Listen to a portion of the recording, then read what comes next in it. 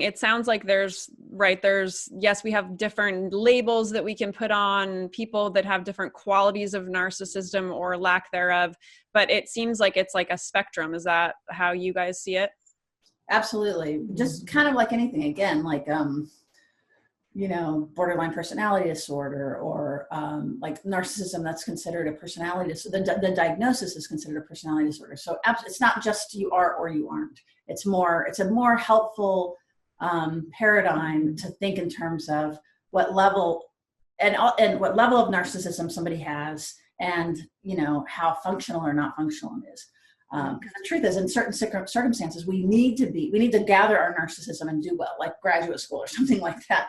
And even in graduate, this is a good example, because we also have to learn, the teacher is the one who we have to mirror and figure out and feed back to them what they need, right? So that's a healthy version of it, where it doesn't matter if I think that's wrong or that I don't like the way that teacher's doing it. I need to mirror back. It's a healthy version of mirroring. Yeah. Mm-hmm. Versus we fast forward that and you're in a relationship, and like Anne's saying, that you don't like have your own grounding. Then another term that's actually really important here is this concept of fawning. Is that something that y'all have talked about much? No. Do you want me to? What is that? So fawning is really actually important. You've heard about fight, flight, freeze. Yeah. Right. Most people have heard about that. Well, part of what freeze is about, that kind of lower nervous system threat response, another one that you can do is appease. And so if you learn in your early life that you just have to, yes sir, no ma'am, okay, I'm gonna, that you must appease to the other person in order to maintain a relationship. Mm-hmm. Again, that might just be relationship dependent, or the more you internalize that, and it's actually a form of trauma, which is where that you're not able to, so it's fawning, like I'm going to fawn over you. Mm-hmm. And I don't have the option, like I'm not just wooing you because I want to date you. That's one kind of fawning. This is where I can't even locate what I want inside myself if your need is around. Mm-hmm. And it's a response to early trauma. So, and it can come from not just, you can think of maybe a child involved with abusive parents. Like if I don't mirror you, there is a direct threat of being abused or rejected. But it's also, we often don't think about having a narcissistic parent who needs, as a child, we need to mirror them or they will feel deflated. And that's when we often can miss when we're thinking about our parents or situations that we've been in as a child, is that when you have a parent who will deflate if you stand in yourself. Like the negative narcissism. Exactly. If you disagree, or you say, like going through adolescence and go, you really need to reject your parent, and yet you can't, because if you do, they will collapse. A parent, or you even think they'll collapse. You'll think they'll collapse. A parent collapsing is threatening. Mm-hmm. And it's threatening to your sense of safety and security. So if you can't live to your full self and stand separate from somebody for fear of abandonment or rejection, that's going to be very powerful. And it makes being in a relationship with a narcissist initially very powerful, but leaving it very difficult. Mm-hmm. Because if you leave a relationship, not only do you lose that attention and affection, but there can be a feeling of loss of sense of self. Because as Sue's saying, when you've learned to fawn, that's how you find your energy and attention and your sense of self.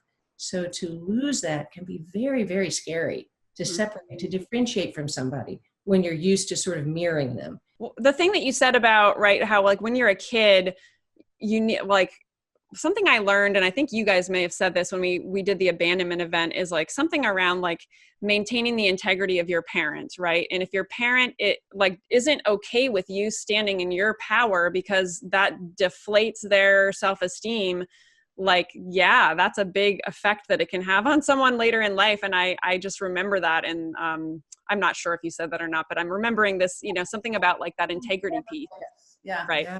Right. It's the whole idea of narcissistic extension. So if you've been a narcissistic extension, meaning here's the person that you're wanting to connect to, and the way that they connect, the way that they can connect. And again, this isn't trying to beat up on this person, because they're injured too. But the way that they've learned to connect is that they have to you have to be filling them, right? They have, you please them, whether it be you do the tap dance or that you're very happy or whatever, or that you're performing, whatever it is, that you find that. And so then by extent, you're an extension of them. And then what that means is if you do something different, if you're sour instead of happy or whatever it is, right? This can be very subtle. And you lose the contact with the person and part of why you lose it is because this person feels like can't see you as a separate person. And so if you're doing something that makes them feel bad, then you're bad. It really is threatening. And one of the things that really, from a neurological perspective, can activate this person. We're putting this person over here, somebody with some narcissistic vulnerability and injury, to feel a sense of separateness really activates a threat center and can create rage or overreaction or depression. And so someone in a relationship with that, that's really scary. And so like Sue's saying, the need to be the extension is really, really important. And then it can fulfill your identity. And I think it would also be helpful to know that our culture, especially with women, we have been raised in quite a bit of ways to say to be selfless is to be idealized, right? To not think of yourself and to only be the giver. There's a lot of idealization in our culture of that. And so that can promote that sense that if I stand separate, wait, I have a need and it's different from yours, and it can feel wrong. Yeah. Especially for those of us that have been raised where it also can be a threat. So it also can feel wrong culturally and then dynamically. So it can be really powerful. And we want to say that because so often when we're caught in a relationship with somebody like this and you start to understand that, you can go, like, why can't I leave? And it can be very shaming. Like, why don't I know this isn't good for me. Why don't I just turn around and walk away? And we want people to understand this from a deeply compassionate place, how hard it is. Right. That it actually might be more helpful, instead of looking at the other person, to look at oneself. It's like, what is it about me that is having difficulty bearing what I would feel if I get in 3 dimensions and I exist? Right. And that actually is a step towards healing, because otherwise if we're like, but you're doing this thing and you're doing that, we're still doing this where we're relating externally. So part of the, how do we break free, right? Is there, in some ways it's, again, I like to think of it systematically, like, somebody who might appear more narcissistic in one relationship gets in a different relationship and maybe they're the extension, right? This isn't necessarily a fixed thing. So when we think of it more systematic like that, then there's hope. If, like, so a lot of people ask us, like, should I leave? I've identified he's a narcissist, she's a narcissist, whoever, should I leave? Which is obviously we can't say yes or no because who knows, right? But the more that we can get the focus off of what that person's doing and not doing and how you feel, like, is this, like, just because what that's doing is it's now I'm becoming I'm attending to myself and I'm forming an identity, and then it's going to be up to the other person if they're going to let that happen, if they're going to be able to grow in the relationship with them and be able to differentiate, be able to have separateness, be able to see the other person as a whole person. And when you start the relationship in this particular way, it's difficult to shift it. It's difficult to shift it. It's a lot easier to do that right on the get-go.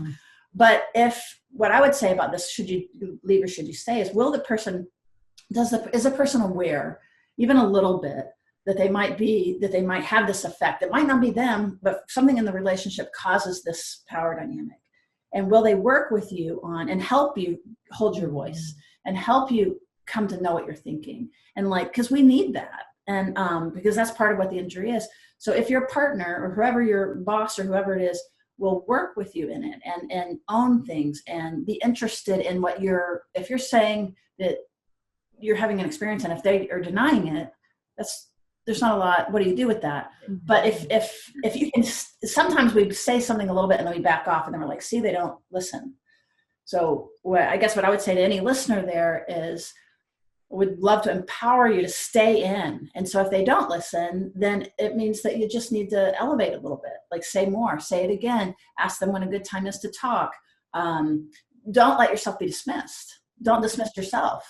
I think when you're saying stay in, it's really important to hear that it's not necessarily stay in the relationship. Or definitely not stay in an abusive relationship. That's not what we're talking about. We're talking about a little bit more of the subtleties. Yeah, stay in yourself and stay with the person. And I think especially if somebody's in a relationship or has been with somebody in a more malignant end, that can be really, really difficult.